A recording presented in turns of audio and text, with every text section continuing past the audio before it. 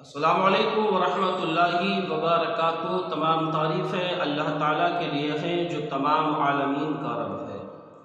नाज़रीन हज़रात, मैं हूं नसीम अख्तर मुरादाबादी आपकी खिदमत में इस मौजू के साथ। बादशाह महमूद गज़नवी ने हिंदुस्तान के जो किला था हिंदुस्तान का, जिसको सोमनाथ कहा जाता है, जब उसको फ़तह किया तो किस तरह से फ़तह किया, बड़ा ही ईमान अफरोज़ वाक़या है। सुनकर के आपका ईमान ताज़ा हो जाएगा। दरूद पाक पढ़ें सल्लल्लाहु अला नबी उम्मी वालिही सल्लल्लाहु अलैहि वसल्लम। सलातुन व सलामुन अलैका या रसूल अल्लाह सल्लल्लाहु तआला अलैहि वसल्लम। हज़रात, बादशाह महमूद गज़नवी रहमतुल्लाहि ताला अलैहि ने जब सोमनाथ के किले पर हमला किया तो बादशाह महमूद गज़नवी की फ़ौज बार बार हमला कर रही थी, लेकिन शिकस्त का मुंह देखना पड़ रहा था। नाकामयाबियों पर नाकामयाबी हासिल हो रही थी। बादशाह महमूद गज़नवी को कामयाबी हासिल नहीं हुई। सोमनाथ का किला फ़तह नहीं हुआ। सारी कोशिशें और सारी ताकतें बेकार हो गईं। फौजियों ने हिम्मत तोड़ दी। बादशाह महमूद गज़नवी को फ़तह के कोई आसार नज़र नहीं आ रहे थे। जब सारी मादी ताकतें फेल हो गईं तो बादशाह महमूद गज़नवी को याद आया। बादशाह महमूद गज़नवी रहमतुल्लाहि ताला अलैहि जब एक मरतबा हज़रत अबुल हसन ख़िरक़ानी रहमतुल्लाहि ताला अलैहि की बारगाह में गए थे मुलाकात के लिए, और कहा यह जाता है कि हज़रत महमूद गज़नवी के जो पीर थे वह हज़रत अबुल हसन ख़िरक़ानी ही थे।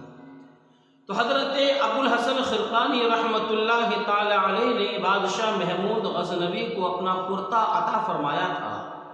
जब बादशाह महमूद गज़नवी ने कहा तो हज़रत मुझे कोई तोहफ़ा दे दीजिए, कुछ तबर्रुक दे दीजिए, तो हज़रत अबुल हसन ख़िरक़ानी ने अपना कुर्ता बादशाह महमूद गज़नवी को दिया था कि लो मेरा कुर्ता ले जाओ।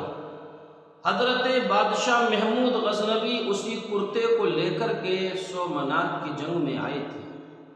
आपको याद आया, आपने उस कुर्ते को निकाला।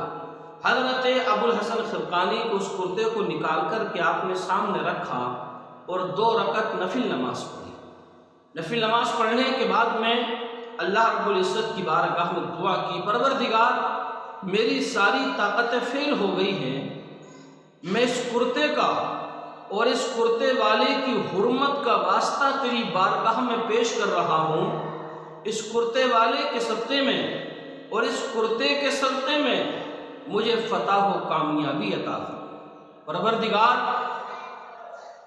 इस कुर्ते का वास्ता तेरी बारगाह में पेश कर रहा हूँ, इसकी पाकीज़गी का, इसकी हुर्मत का वास्ता तेरी बारगाह में पेश कर रहा हूँ। मौला मुझे फ़तह हो कामयाबी अता फरमा।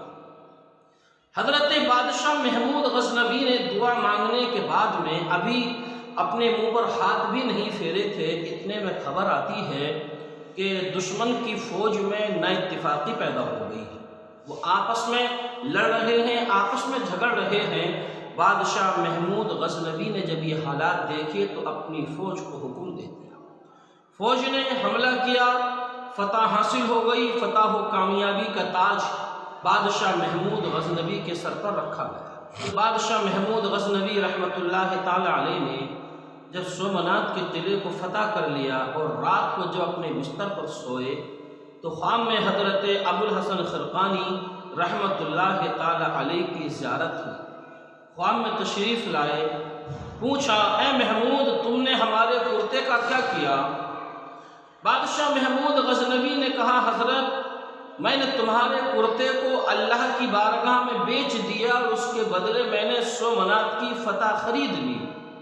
इतना सुना हज़रत अबुल हसन ख़िरक़ानी मुस्कुराए और मुस्कुरा कर के फरमाया, महमूद तुमने हमारे कुर्ते को बड़े सस्ते दामों में बेच दिया। तुमने हमारे कुर्ते को बेच करके सोमनाथ की फ़तह ख़रीद ली। अगर तुम मेरे कुर्ते के बदले में दुआ मांगते, मेरे कुर्ते का वसीला देकर के रब की बारगाह में दुआ मांगते, तो जितने काफिर सोमनाथ में मौजूद थे सारे के सारे कलमा पढ़ लेते और मुसलमान हो जाते। तुमने जो मेरे कुर्ते का वसीला देकर के सोमनाथ की फतह की दुआ मांगी, ये तो बहुत ही सस्ती दुआ थी। अगर तुम इन काफिरों के मुसलमान होने की दुआ मांग लेते तो सारे के सारे मुसलमान हो जाते। नाज़रीन इकराम, वाक़या सुनाना मकसद नहीं बल्कि नतीजा आपके जहन में उतारना मकसद है कि जहाँ पर सारी मादी ताकतें, दुनियावी ताकतें फेल हो जाती हैं, वहाँ से इन अल्लाह वालों की पावर शुरू होती है। जब हज़रत अबुल हसन खिरकानी के कुर्ते के वसीले का आलम ये है, तो फिर जनाब मोहम्मद रसूलुल्लाह सल्लल्लाहु ताला अलैहि वसल्लम के वसीले का आलम क्या हो। जब हज़रत अबुल हसन खिरकानी के कुर्ते का वास्ता देकर के अल्लाह की बारगाह में दुआ मांगी, बादशाह महमूद गज़नबी ने दुआ कबूल हो गई, रद्द नहीं हुई। तो अगर हम अपनी हर जायज़ दुआ आक़ाए करीम हुज़ूर सल्लल्लाहु ताला अलैहि वसल्लम का वसीला देकर के मांगेंगे तो इंशाअल्लाह ताला हमारी दुआ कभी रद्द नहीं।